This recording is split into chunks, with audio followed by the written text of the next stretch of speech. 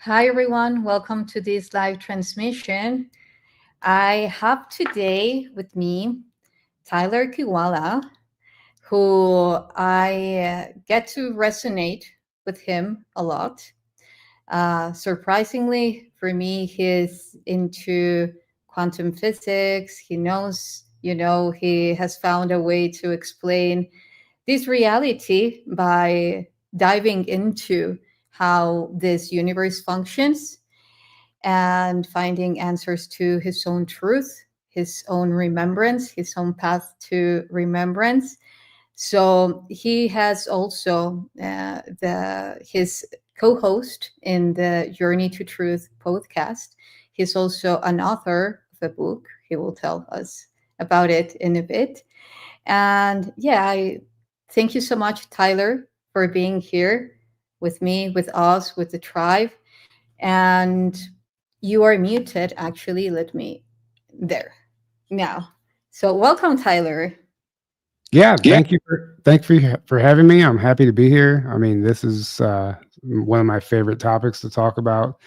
And it really does. It's kind of the only way to put words to what we're experiencing right now. If you have the eyes to see it, because if you're not really in that lane, in that frequency, you're not really going to understand the multidimensional reality and these parallel versions of ourselves that are kind of like all intermingling right now and bleeding through and converging and merging, and timelines are collapsing. And it kind of helps explain a lot of the weird, phenomena that we deal with every day, and these anomalies and these time slips and all kinds of stuff. And it's all right there. Quantum physics explains it all. Magic is real. The ether, anything you can imagine exists. And if you can fundamentally understand that, you can potentially fundamentally understand this reality and what we're going through. But it takes some time to get there. But I'm happy to be here. Well, I'm happy that you're here with us. And as you were saying, perhaps when we mention, the quantum field or quantum physics, like the immediate response that you might get from most of people is like, wow, I don't know anything about physics. The thing is that when we actually see that that's the way that the universe and the reality that we are experiencing is how it delivers, then it will actually bring a very solid rock sustainability to the way that you have perceived reality, and perhaps you hadn't find the words to explain it or even believe it, because as we know, we come from a reality that our education was very poor, not because we weren't given any education at all yet, but because it was very distorted. So, and a lot of missing pieces that actually led us to believe that at some point we were crazy. So yeah. I do think that this is one of the major breakthroughs of quantum physics, but unified science mainly, because we have quantum physics, but when they don't put everything together, then it keeps having a fall apart, in between even what we would say science and spirituality, because what I have come to actually acknowledge is that science and spirit is very much connected. Different words, but very much connected. Right. Yeah. Tyler, yeah, go No, ahead. I just 100% agree. Absolutely. And yeah, it is quantum physics and then unified science, like the unified theory, right? That Einstein was looking for, like one theory that kind of encompasses everything. And it exists. And it's so complex that it's so complex that it's so simple. It's like once Exactly. you finally go through like all the equations, all the formulas, and everything it takes to get to the understanding, like I said, fundamentally what's happening here, it basically narrows down to this simple equation that's like it's so beautiful in its simplicity and complexity at the same time. And like I don't actually understand it all myself. I'm not a physicist, but I resonate deeply with this science, I guess you can call it. But it makes sense to me, and it's the only thing I've been able to find to help put words to my experiences, because I was tapping into memories from other lifetimes, other versions of me. And I was trying to create a chronological timeline because, you hear these secret space program people get messages back sometimes, or not messages, memories back sometimes. And sometimes it's very chronological for them because it's like from one time period, but mine weren't fitting together in any capacity. I was like, this is something much bigger going on here. Like these are different versions of me in different lives, but they didn't seem to be past lives. It seemed to be me now. Like it was very current. And I was like, wait, these are parallel realities. Then the universe puts stuff into your lap, and I stumble across quantum physics and the many worlds interpretation, quantum mechanics, and like basically superposition and then single position and the collapse of the wave function and all that stuff. I mean, we can get into the science of it, but it basically explains parallel realities, and there's terminology for it. And maybe people might consider it a theory still, but I think we're very quickly accelerating past the theory part of it, and we're going to understand that it's a reality. And we might even start capturing evidence of it on camera. Like we just interviewed someone who they were these psychics that looked into the future. And they said the one thing that's going to become very well known in the future is other dimensions. And people are going to start capturing things like coming through portals. Not that it's already happening now, but not everyone is at the frequency to perceive it. I think we're gonna basically we're gonna be, I guess, these realities are merging. So now when things do come through a portal into this reality, it might be caught on camera. It might be visible to a large number of people instead of a few select individuals who are resonating at that frequency. So I'm excited for where we're moving right now, and I love these conversations. So wherever you want to go with this, just let me know. Well, thank you. Well, we can both, actually, we're both navigating through this, and you touched very important points, which is, parallel realities, because when we were told or we were educated in a very linear form, then, we consider just past, present, and future, and therefore all these just framed conceptions of, okay, this is me from the future or this is me from the past. But actually, as we know, the time flows in a continuum. Right. And as you said, simultaneously, there is a version of me, with a haircut, a different haircut, and perhaps talking to you, and you have blonde hair, and then from there we can just go into an infinite field of probabilities. And Right. people might ask themselves, what's the purpose of this? Like, how am I going to eat this? How am I going to digest this or actually grow from it? And this follows like a very important response, which is, what's our mission here? So based on this, like in a very generalized form, what could you say that it's your perspective of I know that it's this is why how the universe gives feedback to itself, Mm. mainly. So, but for the audience, how could you say that now that we know that we are multidimensional beings and that we are simultaneously coexisting in an infinite field of probabilities, how can they actually use this on their behalf for their evolution? That's a great question. I'm still figuring that out myself, but I feel like, first of all, understanding that there's other versions of you, sometimes not even of your consent, which is important too, because these are the military abductions or even extraterrestrial abductions and consciousness splicing and putting you into a clone body and avatar, whatever. So there's natural versions of this, then there's the artificial versions that were created not of your consent. And a lot of times we have bleed through from those versions of ourselves. And it could show up as a phantom pain. Why does my arm always hurt here? Like something could have happened to another version of you because we're so fragmented. So I would say where I would start is figuring out which timelines were not, did you not consent to? Which ones were you taken, abducted, and pushed into against your will? I would, if you can begin to tap into those memories and recollect those soul fragments, I think that's more important than just kind of tapping into like the parallel versions of ourselves that are potentially infinite. So I would start with the ones that are actually creating trauma and then address that. So if you can, and this is where I think it's important, because we have, if you can't trace the origins of the trauma, then it's, you basically have, you can't heal that because you don't know where it's coming from.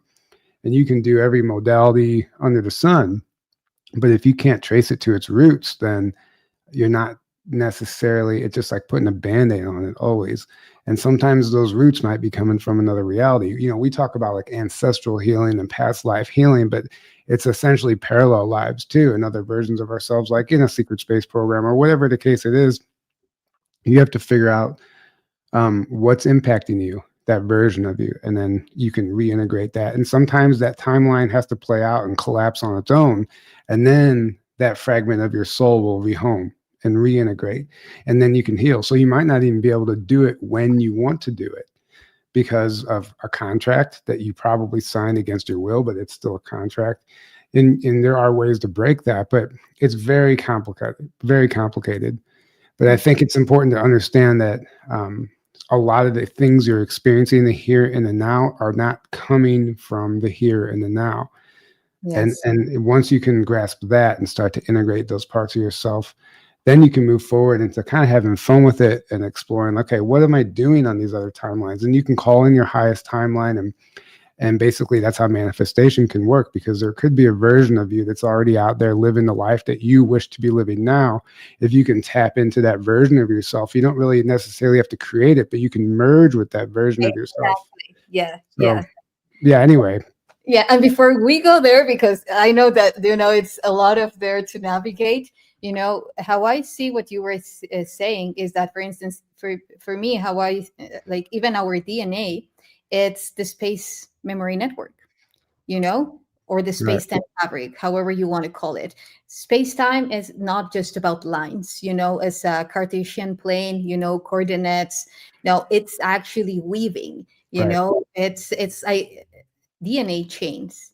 And when we see that everything that we activate or deactivate, whether if it's in the space memory network or whether if it's in our DNA, reflects with one another, then we know how entangled we are into one consciousness, a source, you know? right, So for instance, if we see that we are this tree, and the things that you were saying, all these attachments that are from things that are not in resonance to you because they are not yours, they were imposed, they were, it's like a tree with fake branches. hmm, So it's first, like how can you be aware of that?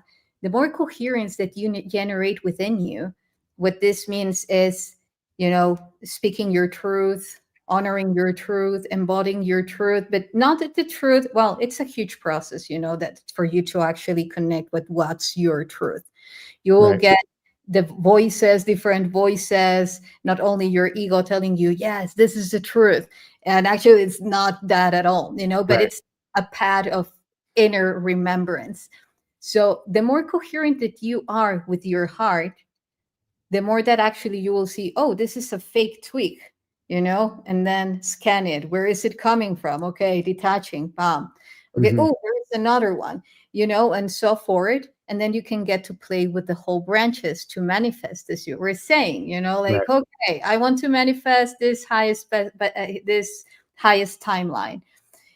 When we are aware that this is not new to us, because sometimes what separates us from manifesting is fear of the unknown.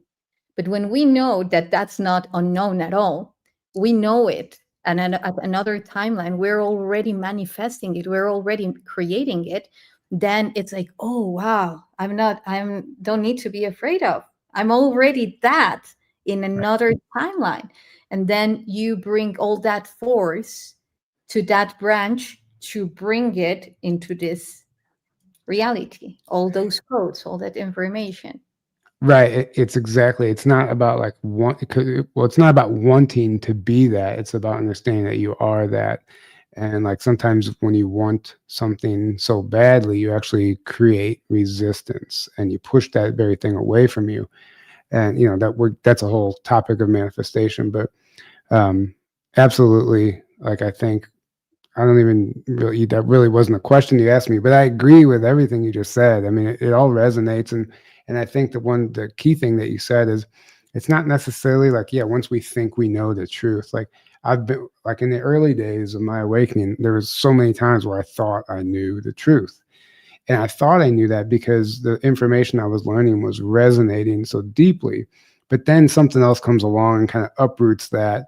And it might not mean it wasn't true, but you only understood such a minuscule layer, such a small layer of that greater reality. So then more would come through that would quite literally force you to change your opinion or belief on what you thought you already knew. And we have to have the humility to self-correct when we're challenged with new information. And that's the only way to adapt and grow and overcome any of the obstacles in this game that we're playing right now. So you have to understand that I think that you have to understand that it's not necessarily like it's not learning the truth, but it's like coming into alignment is a better way to put it. And this stuff resonates because it's true, but it's because it's in alignment with like the source code that you ultimately know on the deepest level. And like at the end of the day, all the details don't matter, but there's a fundamental frequency that we can all agree upon at some point at the end of the day if we get the ego out of the way, and that reconnects us with source. And whatever that is and however that looks for you, it's different for everybody, and that's okay because everything's just a tool to get you to the next step. And once you understand that, you don't have to identify with any of it. You can separate yourself from those beliefs, from those tools, and then detach from the outcome and basically allow the opportunities to present themselves. And by not having like a preconceived notion on how you want something to go or how you think something should go, then you can see those other opportunities as they show up, and then you can choose and be present and choose that reality. And it's beautiful, and this is where you can create abundance, and you can really manifest in that from that place. But it's scary because it takes letting go of everything that you're comfortable with. We always retreat to our comfort zone, especially when change is on the horizon. And there's dark forces out there that try to basically keep us at bay whenever we're about to break programming as well. So it's not like it's always us. There are external forces out there that are watching these people come online. And if they're not fully aware or healed, they're going to exploit that and use it against them to self-sabotage themselves and actually go backwards. And I mean, it's a spiritual war. It's a multidimensional war. It's a temporal war. We're talking about interdimensional politics. I mean, there are so many things that we just don't even consider when we look at the world stage. It's not the surface level black and white propaganda that we're being fed. That's the machine. That's the system. Some of it is theater, and it's meant to wake people up if you know how to read that code and look at it. But sometimes it's also meant to enslave people too.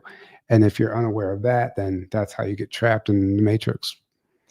Now that you are mentioning this, even if we look at it at a quantum scale, how you generate memory, which is how you create a reality. Of course, there are many ways in relation to the curvature of space-time. I won't go to that. What I want to say is that it's through the disturbance through gravitational wave emission. What's this? Gravitation. We know that this reality in this world, at least in this planet, the gravitational field is, like way big, and I do believe that that's one of the usages of this energy to actually anchor to lower density, to lower frequency emotions, therefore thoughts. It's the same, it's energy, lower frequencies. They are using it to actually pull in, through those thoughts and anchor to that reality, which is not even the natural gravitational field of planet Earth. It has been manipulated by the moon and many other aspects, even Right. the presence of other planets. So we forcefully need to have that disturbance of gravity on to some extent to create memories, to create realities. The thing is how we navigate through that gravitational disturbance, and this is how what you were saying, like you just stand up to what you are experiencing, and then you find a purpose in everything that you are experiencing. For instance, you were talking about you going through in the beginning a tough awakening process. I was watching in another show, like you Mhm. were talking about this. So, and I think that's a great example, of how you took that, all those things, trying to bring tests to prove ourselves how committed we are to our evolution, Right. Yeah. I, Well, I think it's definitely like, well, it's a test. It's always a test. It's always training. Wisdom can't be taught. It's only gained through experience, and it's only gained like the darkest paths. Sometimes, they say, like, what's that phrase? Like, the greatest teachers have lived the darkest paths, right? Because they can now relate with the students, and they don't have to judge because they've been there. And I think there's something to be said about that. So anyone who struggles here on earth, like, that's for a reason. You're being tested, and sometimes, like, if you don't understand the lesson, if you don't figure that out, it's just going to keep repeating itself. And you might even start perpetuating it yourself and get stuck. But every once in a while, something happens, there's a catalyst, and somebody snaps out of it and breaks free. And that's what the awakening is, right? And you start going down that path. But it's always a test. And I think we set that up for ourselves. And I like, I forget where I was going with that, but it's definitely something that you just can't ignore. Like, understanding that this stuff is here to serve you. It's not happening to you. It's happening for you. And there's something I wanted to say, but I can't remember. Maybe it'll come to me. But if you want to chime in yeah, on that, yeah. yeah, sure. It will come. It's like when we're talking about all these harvesting control systems, that they are continuously pulling in energy. And the way that we can actually go beyond that, how I experience it, is the more coherent that we stay, like everywhere that you drive your attention to, you're automatically nourishing it. It's not Mhm. about, not acknowledging that there are things. Yeah. But the thing is that we have been continuously programmed to focus on the absence of instead of the abundance within, So that actually, like, if you see all the way that this humanity, even as we were in the beginning mentioning, what would have happened if from the very beginning we have been taught how the universe truly functions and it's not just a mumbo jumbo happening randomly? If Right. we truly see how we are multidimensional beings and our multidimensional capacities being continuously practiced, imagine schools putting kids to do remote viewing, putting kids to connect with themselves in another coordinates, you Right. know and Yeah. yeah. I love that. And I think it's a little more complicated than that, though, too, because we don't know our true history. We don't know what happened, what kind of galactic, intergalactic wars, like I said, temporal wars, what type of mess we've gotten ourselves into. We can't quite fundamentally understand that because it's been kept from us. But there's a lot of karma to be served, and in a lot of ways we've kind of agreed upon the rules of this game that we're existing in right now, and to experience limitation for our own growth, and a whole number of other things that we choose to experience. But I think that at the end of the day, you have to, man, I'm losing my thought right now. I must be coming in from other timelines. That happens. That Yeah. happens. Don't worry, I've got your back. Right. So wait, oh my gosh, what were you just saying prior, just before I started talking? Education, like education on all this Yeah, multidimensional. that's what I was going to say. So I think like it's kind of been a blessing in disguise, the fact that we have had all this information and history suppressed, because what it did was it forced us to go inward on this healing journey and do real soul healing and integrate all these other fragments of ourselves, because we've been so battered and bruised from all these wars and all these other things that we've been involved in that we just don't remember. And then now here we are, the byproduct of that. Had we been born into a world with that understanding of that, like if we had med beds or stuff to heal us, like everyone would just take that for granted. They would just always know that whatever they did, they can hop in the med bed and be healed. They would have never been forced to go inward and try and heal themselves on a soul level. And I think that's why I said like it's a little more complicated. I think that might be divinely designed and orchestrated that way. So like we can be mad at the government for keeping this stuff a secret for so long, but at the end of the day, it's because it's been a secret that we're remembering who we are.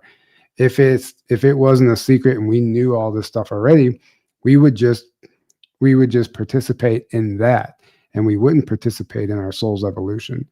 And it's hard to explain. It's maybe not that simple, but you know what I mean? Yeah, I absolutely get you. And, in the end or in the beginning, everything comes to resonance. If we had experienced as a collective, as a humanity, all those things, is because we were resonating that, So now that we are resonating another frequency, that's the type of reality that we're coming to manifest. And I love it. Yeah, it's not about blaming, anyone, because in the end, again, you're giving your power to another force, believing that it has been stronger.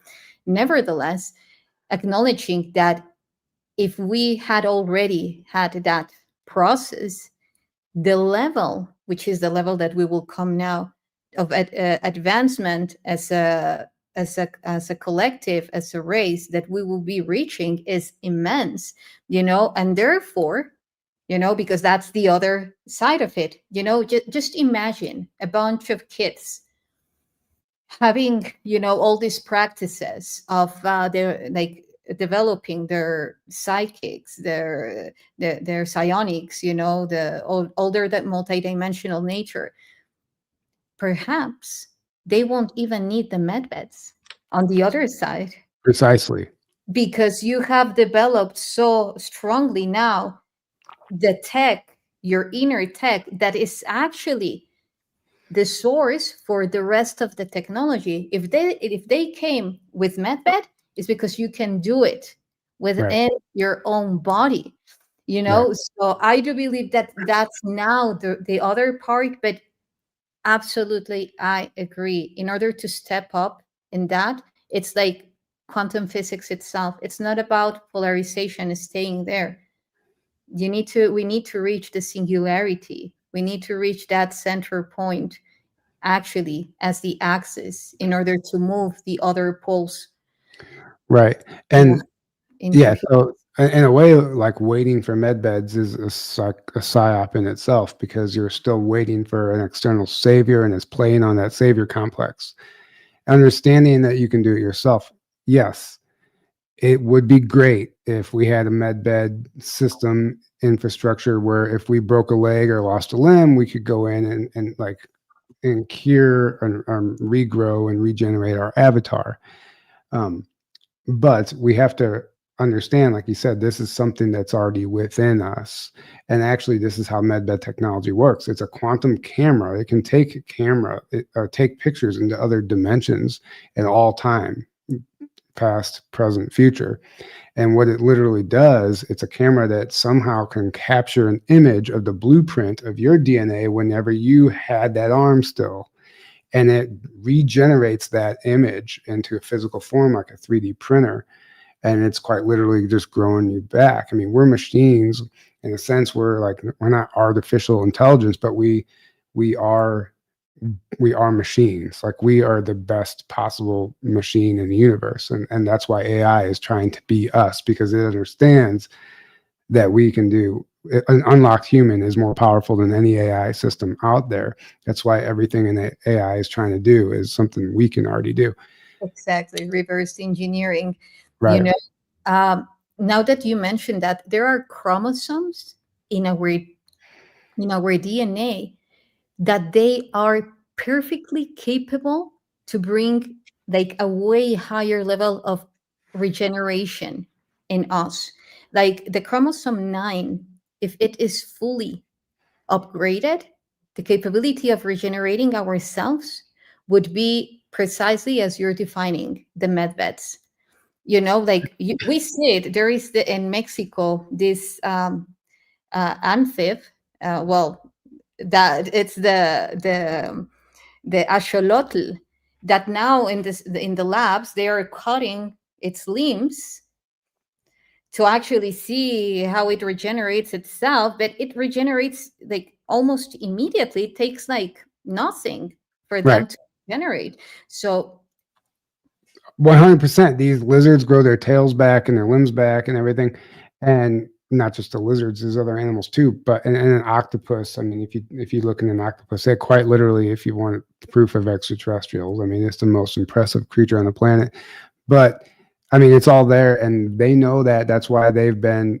That's why there is a hybrid program in eugenics and all this genetic, these forced breeder programs and stuff, because they want that DNA in their bloodline so they can regenerate in arms and do this stuff. Because, well, it's obviously experiencing that limitation and separation. They believe, they believe that they need that DNA mixed with theirs to do that, not understanding that they can unlock their own DNA and do that already.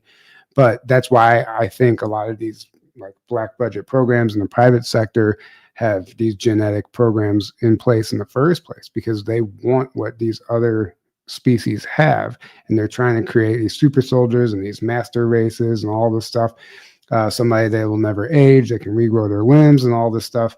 And it's like they forgot who they are. Like, they don't need to do all that. It's like you come back online, and obviously I'm like way far from remembering that, how to do that. Obviously we all are, otherwise we would be doing it. But I think, there's an order of operations in the Great Awakening. I think everything that's happening right now is happening exactly the way it was always going to happen, the way it's supposed to. And there's no changing it, no matter how you want it to be going down or how you wish things were going. This is just the way it's going. And you have to understand you can either fight it or live in harmony with it. exactly. And whenever you fight it, you feed it, and you create more of the matrix and more of the darkness. So you can understand that there's by living in harmony with everything that's happening is how you actually start to tap in and live in the flow and create a lifestyle that kind of looks unrecognizable and impossible to somebody who's stuck in the matrix, looking out like, how is he affording to do that? How can what's he doing for money? How is he traveling all the time? There's really no explanation for it, besides you just have to let go of the programming. Once you break programming, things just happen. Even sometimes it doesn't even make sense to me, like how I'm doing all this traveling or whatever it is, but it's happening because I've let go of the program that would tie me down. Yeah. Exactly. Exactly. I believe that you generate such a big coherence that you are in the right coordinates, right time, right space, with the right surrounding. And you were mentioning something earlier that I loved. What if we remove or detach from the perceptions that, or the concepts that we have been giving to everything, and therefore generating emotions, and just seeing it as energy. Of course, we need to be generating different type of emotions due to our sensorial field. Nevertheless, we wouldn't be so attached. It would be like easy flowing, because then we get to see that everything is just energy and that we are magnetizing it or expanding it based on what we are, you Right. know?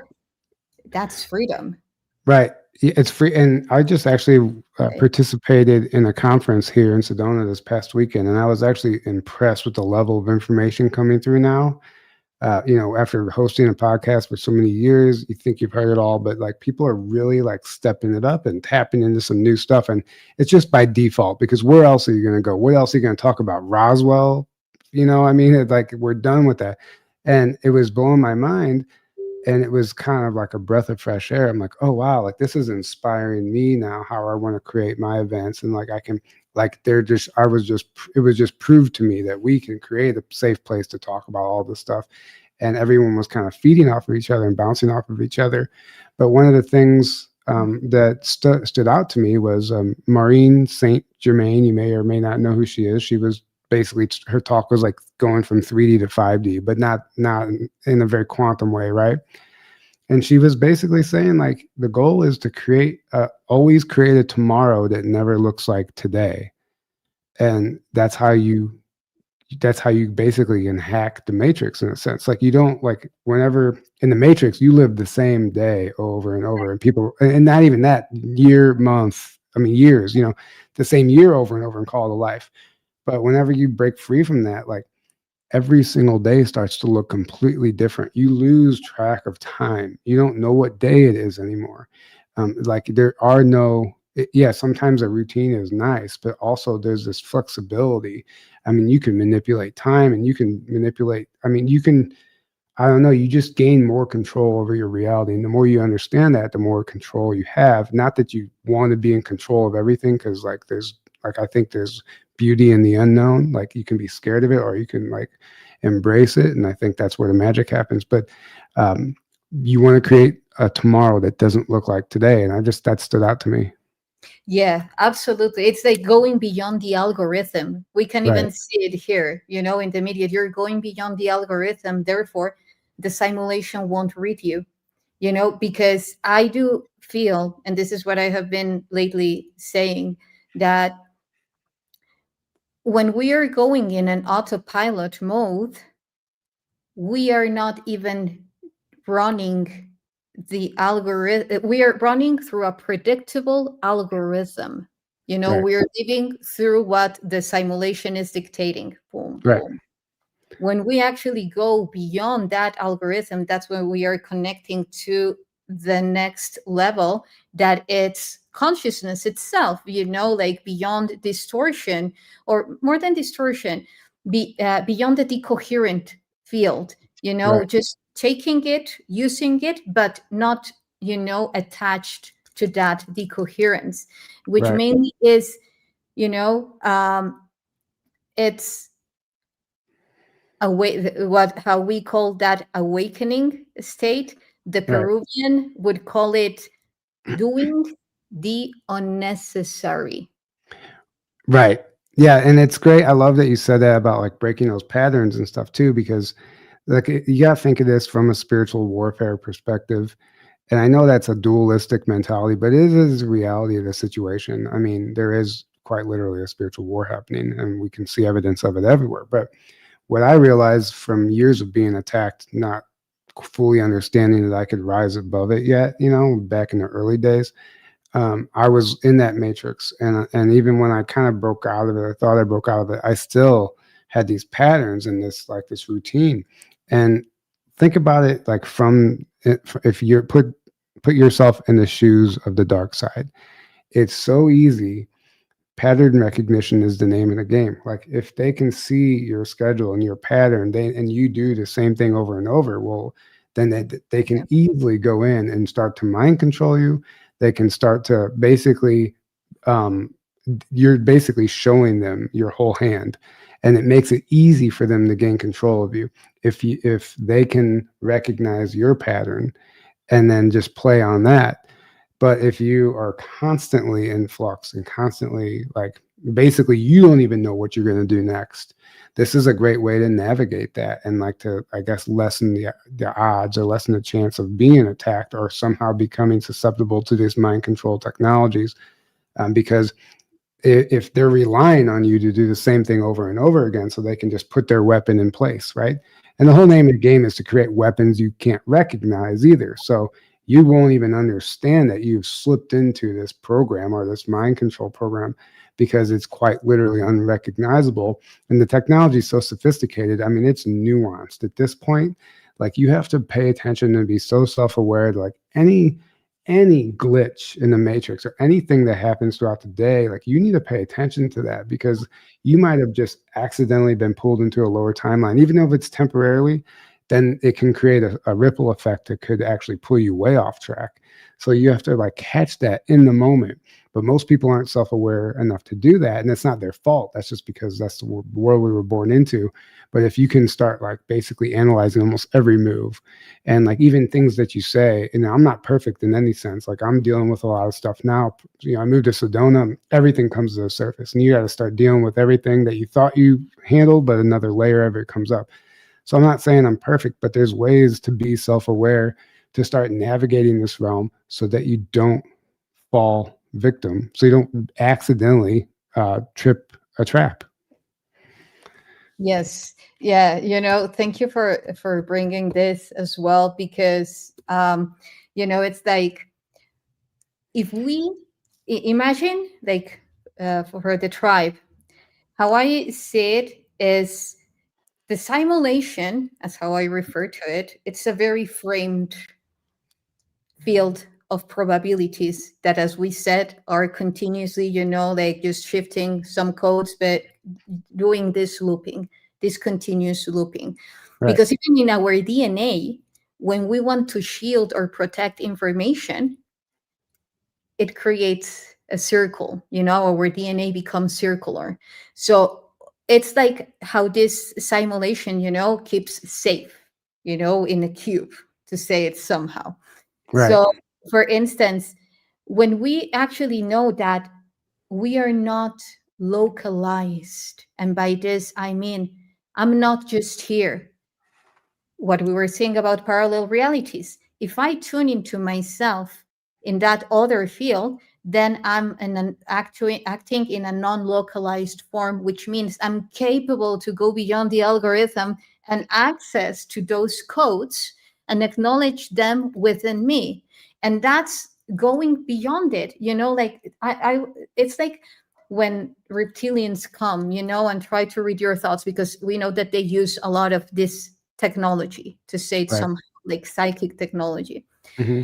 When you're trying to go beyond that, you're just moving aside of the pattern, and you can be trained for that, like you just will think things that won't appear in the field of that continuum train of thought, and that's also that can actually help you to generate more and more and more consciousness, because what you are doing is, within those ripples of time that you're continuously generating, actually access to timelines that you hadn't accessed before, and that which could probably and most likely be your best timelines.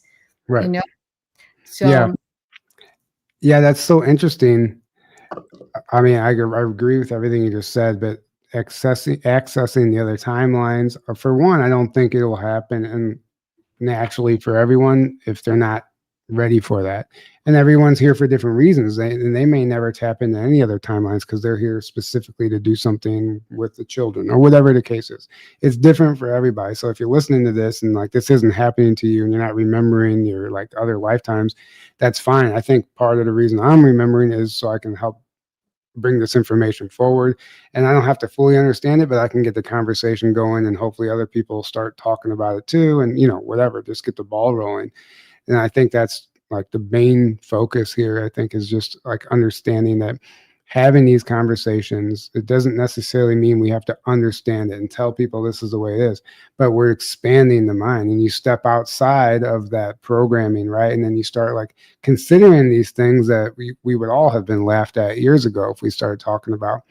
And another thing that that stuck out to me from Maureen Saint Germain, who I really loved her work. I'm going to interview her, but she also said,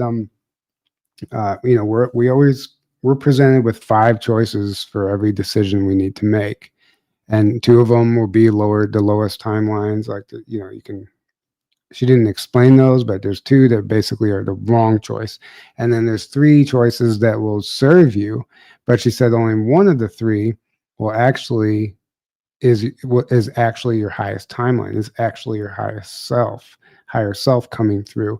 And she said that choice, that decision, is usually the most counterintuitive choice that doesn't make any sense, that you would never practically choose in any given situation. But whenever you get the call to go this direction, and you could go 4 other ways, but this one that actually makes no sense whatsoever, that's the highest timeline. The highest timeline, your higher self, the highest decision is always counterintuitive to a normal person's thinking. And so when you feel like, I don't know why I'm supposed to go buy that car or this house or go to this party or do whatever, or visit with this person, go on that trip, whatever it is in your life, if it doesn't make any sense, there might be something in it for you.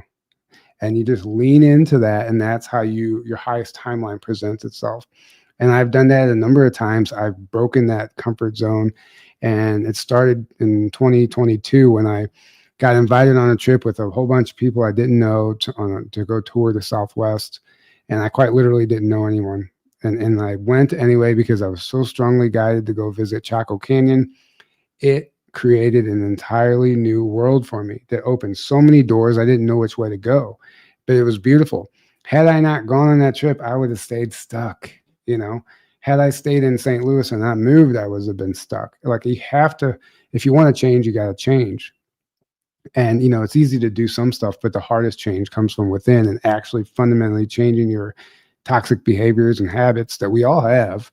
We're not perfect, and there's things that we all like to do that we know that don't serve our highest timeline or serve ourselves, but we do it anyway, until you realize, like, okay, I'm like to this precipice. I'm at this point now where I can take it up a notch in my life, but I got to change that one thing that I thought was really not a big deal, but it's actually the only thing left that's holding me back. And then it becomes really hard, unless you're ready to let go of that. So it's like it's a constant back and forth, even battle within my own head sometimes, trying to navigate this and move forward, because we want to cling on to things.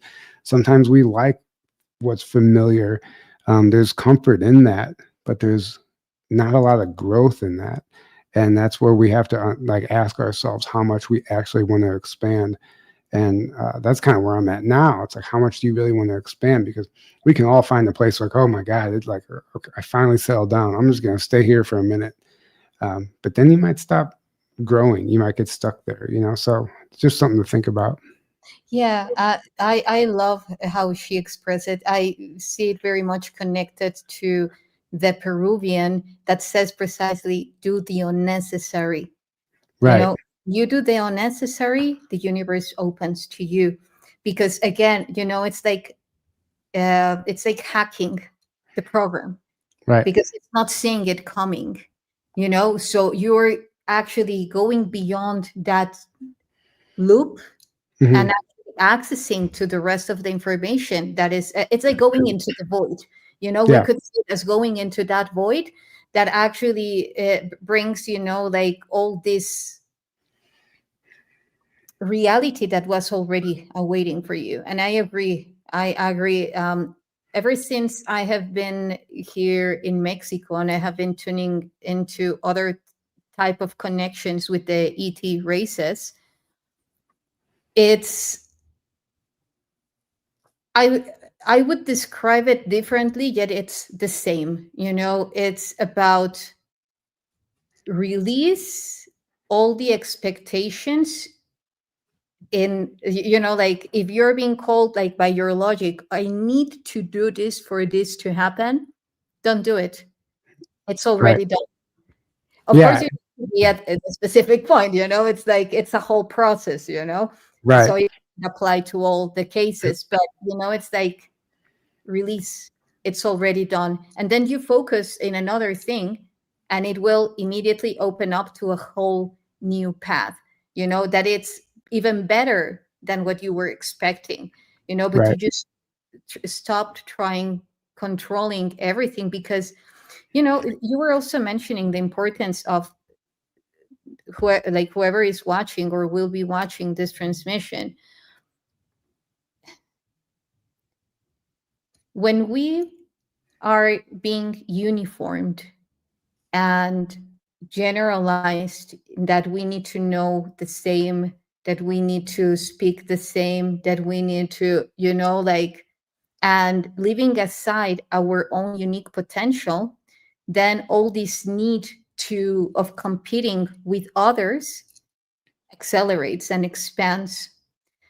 However, our own technology, for instance, we have the mirror neurons, that even if you don't know what we're talking about, perhaps or me, when I listen to someone else talking about topics that perhaps I don't know about or master, normally tends to create frustration if we attach to not feeling part of. However, if we just know that we already are, then the information comes immediately. And Right. then we're capable to activate the codes that are reflecting, that are mirroring into that information, and perhaps not understanding it at the moment, yet comprehend it at Right. a deeper level. Yeah, so there's two things I want to say that. For one, like letting go of control of your life. So when I lived in St. Louis, Missouri for 38 years, and I find it was actually it was really hard for me to get out because there was a lot of roadblocks, and I know that was intentional, but I also trust divine timing. When I finally did kind of break free and move out here, I actually had a lot of negative thought forms replaying in my head. I had this fear program come up. I thought I had just abandoned my whole family. Am I making the right choice? What am I doing? Like all these, and I became very pessimistic about a lot of things. And it was like this old programming trying to suck me back in, saying, no, you can't be here. You need to move back home. And I actually struggled with it, and I became a version of myself I really didn't like, and I knew it wasn't me. And I had to like figure out, where are these like negative thoughts coming from? But I realized like it's a program. Like whenever you're finally breaking free from something, there, like your subconscious mind is going to try to pull you back to what it's familiar with. And that's when you really have to start like questioning whether these thoughts are your own or not, and like and understand that this is a test. And like I had to sit with myself, I'm like, no, these aren't really your thoughts, this isn't you. Like you don't want to go back there, you know why you left, but there's something, like figure this out, what's going on. And eventually you kind of, it's like a rubber band, and you just keep fighting it, right? And then the rubber band snaps, and then you can see clearly now, and you broke free from that chain that was quite literally holding you down based on your own beliefs and your fear programming. So like I thought I was in a good place in my life until I realized I was kind of stagnant and I wanted to move. But then whenever you do something like that, that uproots everything that you've ever known to be, you, and go somewhere else. Like it was, for me in particular, it was a scary thing. And my fear programming kicked in, and I had to overcome that. And I really, really had to fight to maintain a positive mindset. But once I broke free, oh my God, my physical body started healing. I'm like healthier now. I have more energy. I have a whole new motivation for life. But it almost got me. And this also brings me to like parasite cleanses too. I've been doing parasite cleanses too. And a lot of those negative thought forms come from parasites. And parasites. So one of the women that spoke at this conference was the woman, Sophia something, who is the original creator of the Matrix. Apparently, like it was her idea, and the two brothers stole it from her, and whatever. There's a whole narrative there. But at the end, she's basically explained to the audience how to hack the Matrix, and she's like, the Matrix is ran by parasites. And she's like, quite literally, a parasite cleanse will hack the matrix. Like you can hack it by making sure that you're clearing these parasites out, and you're always picking them up all the time. Some are more harmful than others, and there's so many different kinds, and there's different parasite cleanses that target different parasites. But what is very real and more damaging than anybody understands is the parasitic thought forms that come with it. They actually can take over your mind. And this is like provable science. And if you're not clearing that out, you are not even going to, it's not even going to be you in the driver's seat anymore. This is Yes. done intentionally with our politicians and news anchors and everybody that's, the puppets, right?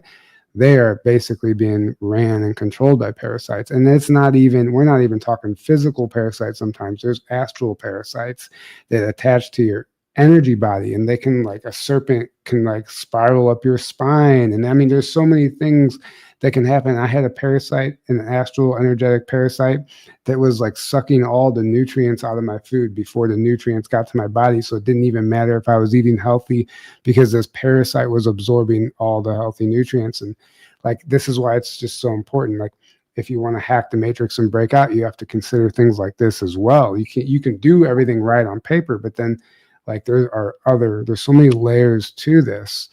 And once you start once you start doing that type of stuff, then you really start battling, because these parasites want to cling on even harder and harder. And those negative thoughts will come in stronger, but then you kill them off and get them moved out. And then you're like, oh my God, like I can finally, like the brain fog is gone. That wasn't even me. Like this, I can see clearly now. So there's things like that to consider that most people don't. I was thinking, like an analogy at a biological scale. And because we were also talking about, going beyond the algorithm, a parasite will normally ask you for a very specific type of food. If you just start giving other type of food, will start to react, and then you can start going through a proper cleansing and so forth, and uh, this that you mentioned about the parasites, it's so, so, so important, because if we are talking about, and there are, like also parasites at many levels, like literal parasites, or beings acting in a parasitic form, Mhm. but it's so, so important, because if you go to let's say an old school psychologist and tell this, it will tell you, he or she will tell you, be responsible for you and stop blaming this and this and this and this and this. Those thoughts are yours. It's the different versions of yourself that you have created to actually cope with this and this and this.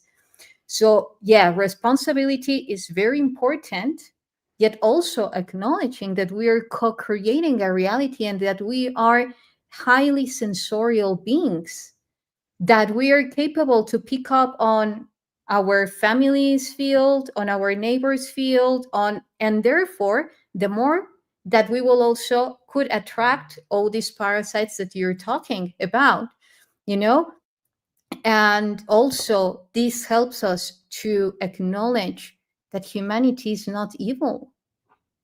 Right. We in essence are light, we in essence are love. So Right. when we know that, when the Toltec said, don't take anything personally, it's because they knew perhaps about this, that we, like the other, if the other yells at you, it's not yelling truly at you. It's several elements that are serving as a conduit, or that he or she is serving as a conduit for all those elements. And Right. then we're capable to be more resistant or even immune to that, instead of creating bigger anchors and so forth. So um, it's very interesting, because a few months ago I was precisely talking about the matrix, and how the different realities are, facing into this one.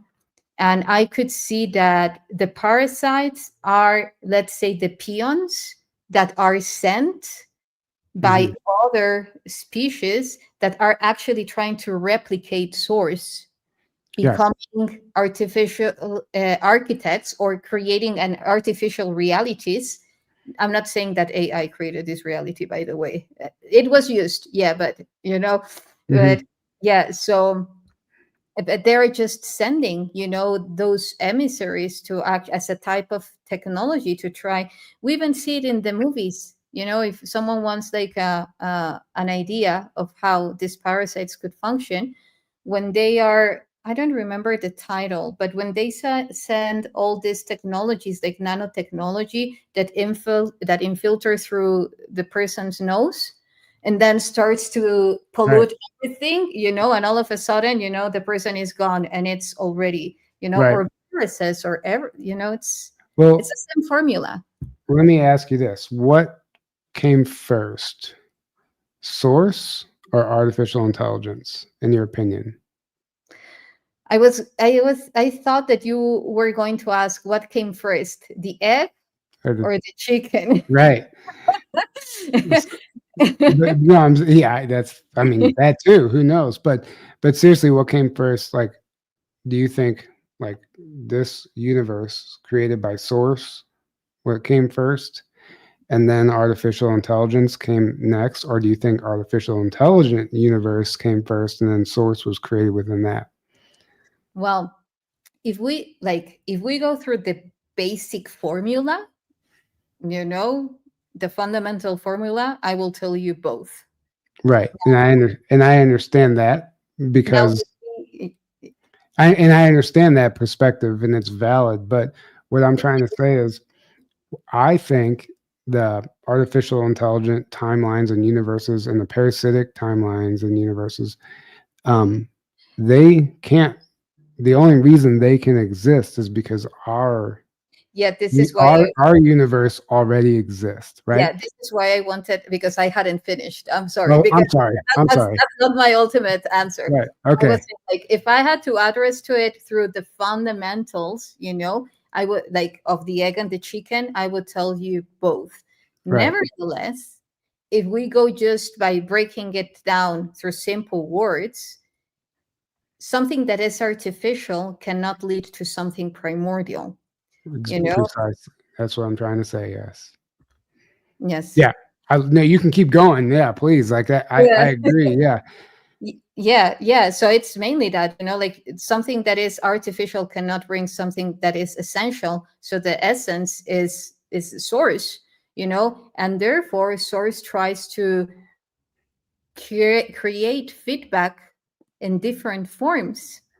Right. Even one of those forms will be trying to create it itself in an inorganic form to actually see how that goes, Hmm. and this is where this part of becoming responsible and knowing that we are not victims, yet we are here having tests to prove out to ourselves how intimately connected are we to source, Right. Precisely. Yes. I mean, you explained it better than I probably was getting ready to. But yeah, I I agree. I mean, I think about that type of stuff. I'm like they like these artificial timelines and all this stuff. Like they have us to thank for creating the foundation for them to even exist in the first place. And then we have to say, well, why did we allow for this? Because we, in essence, created that. Even maybe it might not even been consciously, but on some level, we were either tricked into co-creating that reality for these dark controllers, or whatever the scenario is. And there's endless, infinite scenarios out there, but it all really stems from one place, right? So then if you can understand that, then you can understand that you also have the power to dismantle that, and we have the power to destroy that illusion, right? And so it's not necessarily like that thing is evil and it has control over us. We have to remember that we have control over it, and our thoughts create a reality. I mean, these players, these elites, the dark players, whoever, the system lords, whoever the hell is pulling the strings right now, they know us better than we know ourselves. And they're not manifestors like we are. We are master manifestors, and they need us to create these realities for them. That's why they deceive us and they trick us into creating these false timelines and these inorganic timelines based on their propaganda and their programming, because they can't do it. They need us to create for them. So they pump all this stuff out subliminally, like every movie that you see on Netflix talks about Lucifer and dystopian timelines and all these alien takeovers and all this stuff.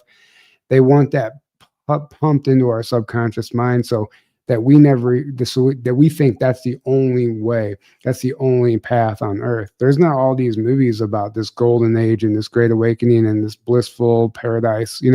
We don't see that narrative in many movies, if at all, because they, at all costs, they don't want us to understand that that is an option, that is a possibility. So they need us to co-create that dystopian timeline by tricking everyone into believing something terrible is going to happen no matter what. We're at the end of some cycle. Some solar flash is going to take us out. There's a pole shift. There's an alien invasion. There's a comet. It doesn't matter what it is, as long as they can keep you in fear about something coming, then you're manifesting and co-creating that negative timeline, that parasitic reality, that artificial simulation that we have to understand. We have the power to deconstruct and rebuild a new timeline that could quite literally be a golden age utopian civilization and 1,000 years of peace. But we have to remember that we control that. I agree completely. And now you were mentioning this, it came to my mind. There is an Egyptian hieroglyphic that shows Set, like this dark figure, for the ones that are not familiar to him, like the dark figure, the shadow, the evil, and so forth. And on the other side, there is Horus, and Horus representing the light, the enlightenment, the coherence, and so forth. And in the middle, there is like a very encoded form of the vertebral column and the coccyx and the sacrum. So both of them are pulling, creating a knot just at the level of the kidneys, pulling together. For me, what this means, and even 222 here, what this means is that for me, Seth represents the inorganic. Why? Because he cannot reproduce himself. And I'm saying, like, by this AI cannot reproduce itself. We are continuously reproducing ourselves, regenerating ourselves, and so forth. We're continuously reproducing ourselves. But when it comes to technology, to that artificial intelligence, they are not reproducing themselves. It's just onto a very specific boundary, whereas Horus represents that plasmic emanation, that plunk plasmic emanation of ether, which is infinite. So when they both come together, they are capable to generate that bend in that part and dissolve fear. Right. So, and even when they come together, going into Egyptian cosmology, they're traveling through the solar arc, heading to Orion, which is the gateway to this reality. And they are protecting the solar arc from Apophis. And even Apophis has now came into the field through the meteorite and so forth. So for me, when I see all of this, it's like, we're so creative that from another coordinate, we put all of this for us to see it now, not as past, yet as present. All those codes. And now, like, even in the artifacts, what we have found lately is the same arc with Apophis, the Atlanteans and Lemurians coming through, the eye, the omnivision eye at the center, an eye humanoid being, bringing this arc, the beings in the arc, to come and pointing out.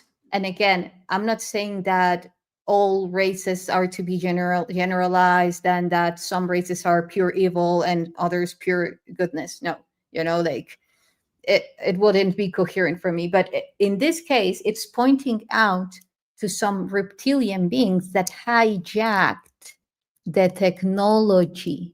And you can see there the cubes, and you can see the obelisk, and you can see, so it's, again, it's, yeah.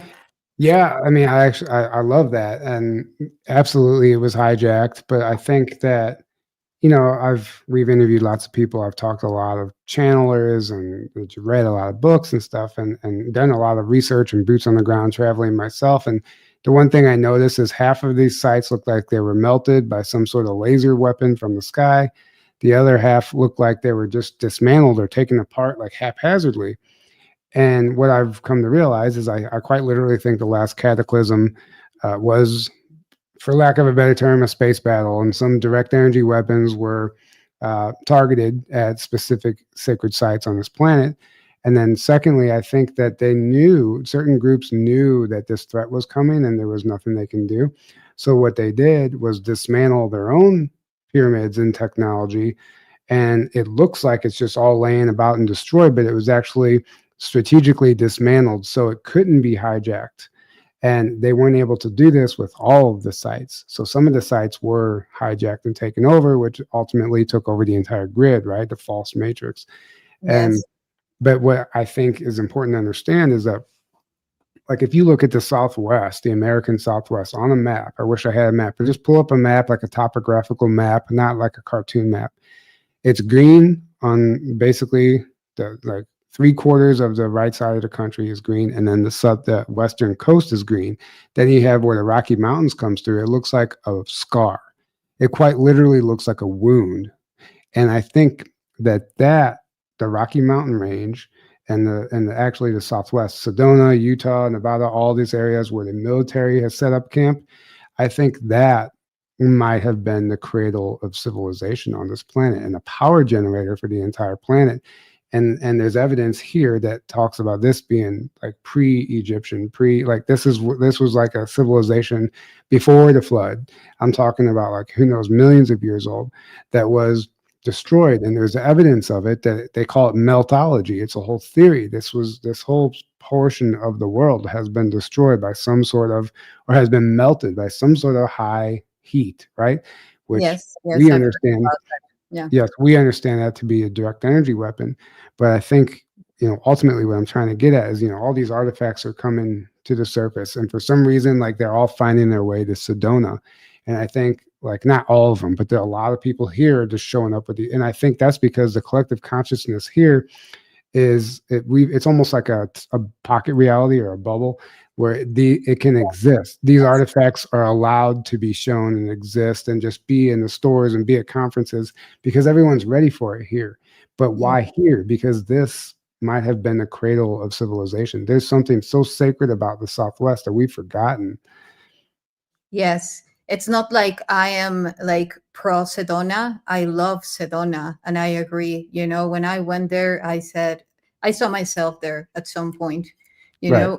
and I have been communicating with the land, and the purpose that it has, human evolution wise, is huge. And it's the same, for instance, now I can see the role in Mexico. Why all of this is coming to light and in a very easy way and flowing, Right. and I communicate with the with very specific ET groups, and the answer is the same. It's all being, planned, it's all being guided, and it is following a very specific plan. Well, let's change the word. It's following a very specific pathway that has been already agreed, you know Right. Yeah. and so Mexico is filling a place, Sedona for sure. It's feeling a huge one, as you said. Yes, it feels, I also felt it. And interestingly enough, I don't know if you have been to Sinai. No, I have not. Well, Sinai has a very similar field that it's also, like very contained. The mountains are very similar. The type of crystals in the mountains, the inner earth portals as well. So I'm truly, like I'm tuning into more about this connection because, as we know, well, there are many ways to mirror, or in which countries, or in which pieces of land reflect to one another as we, you know. Right. So once you activate one, the other one is activating. Right. And what was and is in Sinai, that's one of the reasons why different countries were battling over it, as we say about other countries as Iran and, like, not Right. to, but yeah. Yeah, no, I love that. And I think, Mexico, when I go down there, I feel more at home than I do here where I was born. And I understand there's a soul connection there, but there's something with that line, like Mexico is directly related to, I think, the Southwest, where there's a lot of Egyptian ruins, the Grand Canyon. We know about that. Like I see JP's here, and he knows well. He's very well informed about the Egyptian artifacts in the Grand Canyon. And a lot of people think that the entire Grand Canyon is like a portal system underground that goes to different parts of the world and stuff. And I think that this area is just it's far more significant than we can comprehend. And even some of the structures and mountains that we think are natural, I think they're the remains of some sort of civilization or buildings or structures that have been we're so far removed from the event horizon. They're just unrecognizable. We don't really understand what they used to be or represent, but people are tapping into that. And a lot of these sites are coming back online, and these new portal systems are being created and generated. And I think it's just like, Egypt. What I'm trying to say is Egypt happened here first before Egypt as we know it. And a lot of people, I mean, there's a lot of theories out there that talk about the United States being far more significant than we've been led to believe by the history books. And I think that magic is coming back, and I think that history is coming back online.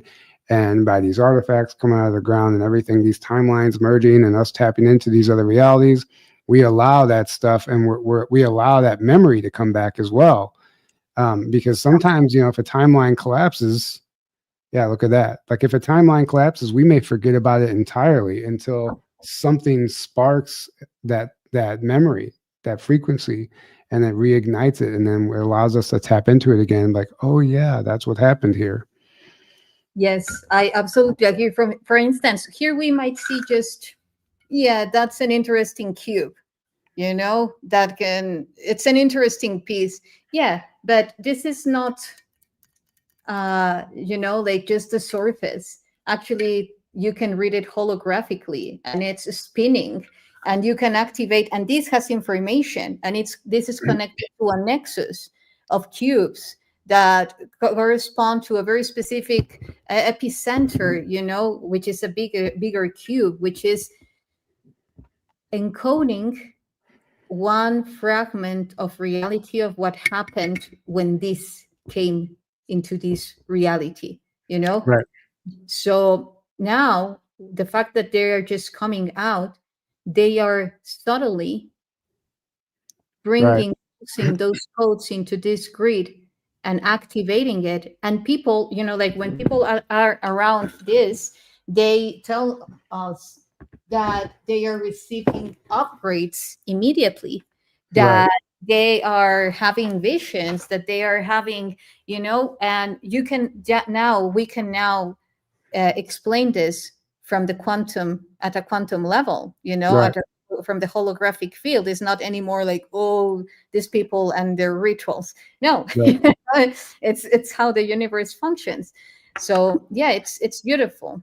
Right. And, so one thing I will say about all these artifacts, and I do a lot of research and reading on time travel. I'm absolutely fascinated with it. I think it's going to be a very real thing in the near future, at least well known.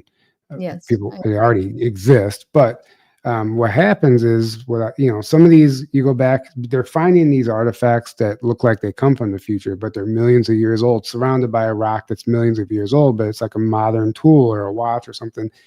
And apparently, according to some of the material I've read, is that's quite literally been placed there by time travelers to help to, it's like been placed there. So when we find it, it like assists in the evolutionary consciousness of the planet. But then there's a flip side to that. So then apparently there's like a nefarious groups that were placing artifacts in the timeline to confuse the timeline when they're found, because they like the artwork and stuff, it won't make sense, and it seems so out of place, and they're all confusing and mismatched. and like they're like intentionally trying to confuse the timeline. So when people find these, they don't know where it fits in, and like it's like just of the tactic of the devil. They, how does the devil thrive on confusion? So I think that we have to be careful when we find all these things. But if people are like connecting with them and having these hard activations, that's a great sign that you're finding something organic. But I would argue that sometimes something could be found that might be there to confuse us, Yeah. or that information might be out there just to confuse us to begin with. And maybe they're not doing that, so you have to like figure out where the trick is. Yes. And yeah. Yes. Thank you for saying that. And I thank you so much. You saw how excited I got because I have Yeah. been saying it, like it's so perfect. It's so perfect, and they have been dated because normally what the first thing that can be said, which also happens, is that they were planted by other people, and they are Right. false. But once you have the proper tests run on them, and okay, yes, it's truly ancient. Mhm. Okay, we're talking about 18,000 years old, 15,000 years old, 8,005, and so forth pieces, Right. Mhm. So now that you have that, um, and yes, sometimes very random artifacts can come together, So we could apply what we were saying, tuning into the information without, like limiting it to a framework, Right. like if they are ancient, okay, tune into the frequency, tune into the information. What is this piece giving to you? What is the other one giving to you? And then actually the purpose of the nefarious purpose actually dissolves, Right. There. Well, and the dark always assists the light anyway. So even if it was placed there by a nefarious group, what does that tell us? Okay, well then time travel's real. They had the ability to place these things in the timeline. There are extraterrestrials or other groups out there that are putting this so it just expands the mind anyway. No matter like if it's nefarious or of the light, it's still mind and consciousness expanding. And like they always shoot themselves in the foot. Like they think they're smart, but I mean it's hilarious. Like their tricks have become so obvious now. And I'm not saying that's the case for the artifacts you're finding, but it's something to consider. And I think it's just important to like question everything as we move forward. And we don't just want to like marry ourselves to this new narrative because we saw it written in a hieroglyph on an artifact. It's not really what it says. It's like so basically also what you said, that cube, there's more to it. Well, I fundamentally agree that like all these artifacts, not all of them, a lot of them have other components and other dimensions that aren't even visible to us, including some of the mountains and structures that we see here in Sedona all over the world. Like they build these structures multi-dimensionally. Quite literally, the foundation will be built in the third dimension, and then other parts of the structure will be built in other dimensions on these vortex sites. So not only is it this powerful structure on this sacred site on a vortex, but the site itself acts as a portal to traverse all these dimensions. And the artifacts work just like that. There's other components to the artifacts that we can't perceive because they exist in another dimension. So you might find something and be like, this just doesn't make sense. I don't understand it. You're not seeing the entire thing. That's the Exactly. whole, that's what they're relying on. They rely on us to just see that artifact and think it's completely insignificant or doesn't know what it means. It must have just been a toy or part of some game. And it could be a Earth planet changing technology, but we just can't see the rest of it, or we don't have all the parts. The Mayan calendar that we're familiar with is one wheel.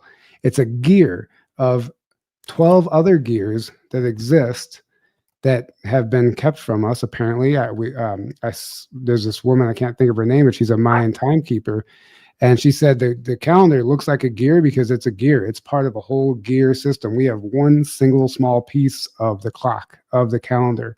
And we've based our entire history and the 2012 thing and all that narrative off of that.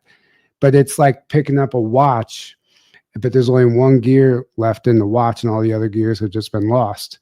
That you're only going to understand so much of that watch because you only have one gear. I mean, there are just so many other components and things that we don't consider. And, everybody just likes to think it's finite and that's it. This is this and this is that. And only the Sith deals in absolutes. That's my favorite line from Star Wars. Like, it's the dark side wants you to believe it's this or that, and that's Absolutely. it. Yeah. It's all possibilities. It's infinite possibilities and probabilities. Yeah, yeah, and that brings us back to the capability of upgrading our DNA, which is mainly through, I mean, there are different components, but if we are talking about a luminescent DNA and us, becoming those versions of ourselves that come from another coordinate as light beings, then, all empowering the plasma through the level of coherence in our water, which is the exclusion zone or the crystalline fluid, and therefore accessing, empowering the hydrogen protons and actually accessing to that space memory network easily, it's and seeing all the infinite field of probabilities. How much would we be detached if we know that it's not just one outcome that we need to focus on for us to be happy, Right. right? Well, I mean, we do that to ourselves. That's what the collapse of the wave function is. It collapses superposition, from an infinite amount of realities, possibilities, and probabilities down to one singular reality created by the observer. And it happens that way by default because that's all we can actually handle, at least at this stage of evolution, at this stage of the game.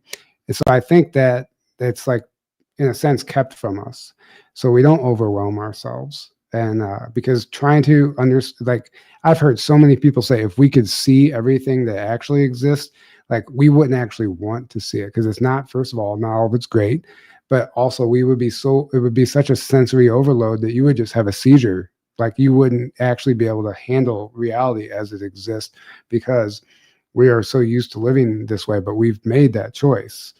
Yeah, We are in single position right now, but we can tap into these other realities, but it's going to be a process. And the more we understand it, then the more our offspring understand that. And then now they can start to be just born into a world that's more multidimensional. And it's just going to become more, and it's natural. It's going to be a natural evolution, a cycle at this point. The planet is going to be unrecognizable in a good way. exactly. And very, very soon, I would say. Yeah, exactly. It's like when you were talking about the wheel, like the Aztec calendar, which I also see it as a disc, and it is placed in some depictions above a pyramid. So even what I have been tuning into is that it served at some point as a Stargate. Like if you knew 100, how to yes. activate it, it's there. It's there above the pyramid, and I've seen Stargates above some of the pyramids. And now just one part of the wholeness. It's the same as the tree of life, how it was shown to us or has been shown to us. It's missing spheres or sephiras, and it's missing the whole connection to the forward fields or the forward worlds, how the Right. ancients would call them. Mhm. So once you complete it, and this, which goes in the heart, is the amnesia of the heart, because as we know, as you know, we have a neurons and a brain in our heart. Right. So it's not about only remembering through here. Even the word remember in Latin is recordare, which is going back to the heart. So what if we focus the ripples to generate the ripples and remember here through the heart, activating those synapses with Right. our plasma body here through our heart, and make our heart, expand that memory and the connection to the space memory network. Right. And yeah, Yeah. so Well, I agree. Like, the old Native Americans always talk about having three brains: the gut, the heart, and then your brain for motor skills. And then there's an old phrase like, as soon as man starts to think, he's already off path. He's already off his path because our brain, once we start overthinking, basically what I'm trying to say is your gut already has made the decision. Your gut knows. Your heart processes that. But as soon as you start to overthink and question that, you're already not acknowledging, you're not honoring your gut, your intuitive hit. You're not honoring that anymore.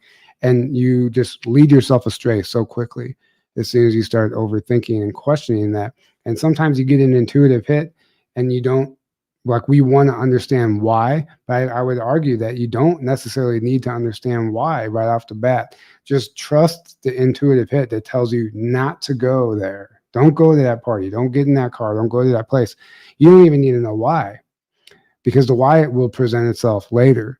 But if you can just learn how to honor that intuition, because as soon as you, like, if you think about that and like, no, that couldn't happen, you overthink it, I'm going to go anyway, then you find yourself in a mess, and this whole series of problems is created because you overthought the situation. Your gut and your heart already knows. It's the one, like, this is funny, but I just posted a clip from another interview I did, and I was watching the clip. They made the clip, and I just reshared it. And I was talking about remembering, but when I said remembering, I pointed to my heart, and I noticed that I did that, but I didn't realize I did that. It's because we're remembering with our heart. Now, we're not remembering with our mind. Our mind is quite literally, our brain is quite literally used for motor skills. Like, this is how the body functions, so we don't have to think about it.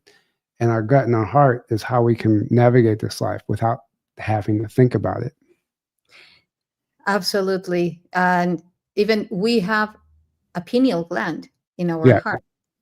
Oh, do we? Yeah. I mean, I'm sure. Like, yeah, of course. The eye of the heart. I've actually heard the eye of the heart. Yes. Yeah. Yeah, it's the sinoatrial node, and it's connected directly to the thymus, which in the etymology to the thymus is spirit, or spirit or soul, but it's very vague because it's not the same. But they generalize, like soul or spirit, but even though they're quite different. So, but here,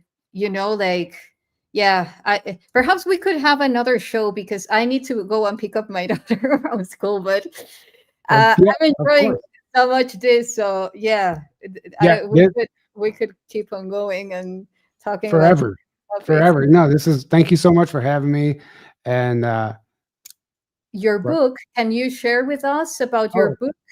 Yeah, so here's my book. It's called Bleed Through: Tales from Another Timeline. It's very much kind of covers what we discussed today, but it's more my story and how that's tied in with me. And I mean, there's so much in this book. It's a lot more.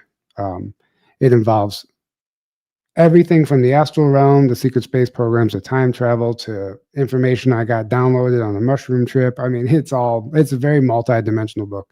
But if you're interested, you can get it on Amazon. And if you enjoy it, I would appreciate leaving a review. And everything else that we do is on journeytotruth.online. We have a conference coming up in April in Hawaii on the Big Island, which I cannot wait for. So if anybody wants to go to Hawaii, there's only like 50 tickets left, maybe less. So it's not going to be a very big event. There's only 100 people going to be there. So people get their tickets. Journeytotruth.online. Okay. Yeah. So we're over half sold out technically already. So it's April. So we're doing good. But if anybody wants to come, book your ticket, plan your trip. It's going to be a lot of fun. Journeytotruth.online. You can find everything we do. And thank you so much for having me. This was a very fun, enlightening conversation. Yeah, I agree. And now it's so interesting. Told you so many things to talk about, but I do have to mention this.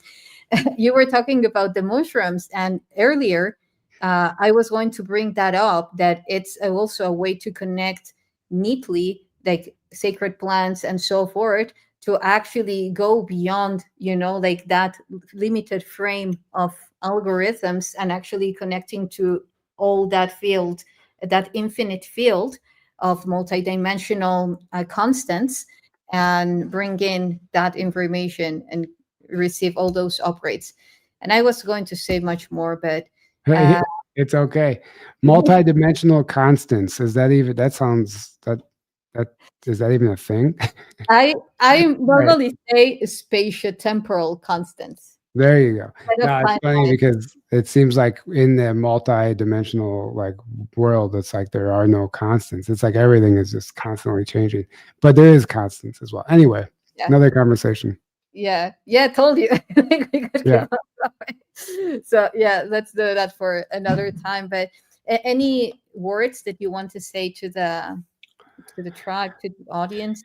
Yeah, everything we talked about, don't take it too seriously. Like, learn how to have fun while you're here, enjoy life, be present, and don't forget to be happy, because I went into this journey to truth taking it very seriously, and I forgot how to have fun. I forgot how to smile, and I thought I was on this mission and we had to do this work, which we do, but don't make it harder on yourself than it needs to be, because it doesn't help anyone. And we need to be taking care of ourselves right now more than anything before we can help anyone else. So take care of yourselves. Don't forget to have fun, smile, be present. Thank you, Tyler. And yeah, that's super important because if we stop having fun, then it becomes a sacrifice. And I do believe that we came here actually to go beyond that belief in order Right. to acknowledge that we are being honored. We have been honored to be in this experience and have the opportunity to show to ourselves what love is Right. and to embody it and then expand that message. Right. Um, Don't. Join us in the Alien Event conference in September, Las Vegas. You can get your tickets at alienevent.com. Also, join us in the Bridge Expo Conference, Dallas. Lisa is here. It's going to be amazing as well. A lot of tribe coming together, a lot of unified science and spirituality coming through in Dallas in October. You can get your tickets at teamlight.com. So if you want to hang out and share more and go to the Hawaii conference, perhaps we will meet there. I will Yep. definitely love to go to Hawaii. Has been calling for a while. And I know a few dear friends that are going to be presenting there, like Jan Charles. So that's very exciting. Hmm. And yeah, and also Tyler's book. Also they can get it in your webpage. Yep. Yeah, you can. It's all on the website too. So Okay, in your website. Okay, yeah. so until next time, thank you, everyone. Thank you, Lisa. Thank you, Trevor, JP. Thank you all. Well, thank you for all your comments, which were a lot. Thank you, Heidi, Alfredo, and so forth. And until next time. And thank you so much, Tyler, for Yes. this co-creation. Looking forward to the next one. Absolutely. It was a blast. Thank you so much. Bye. Bye.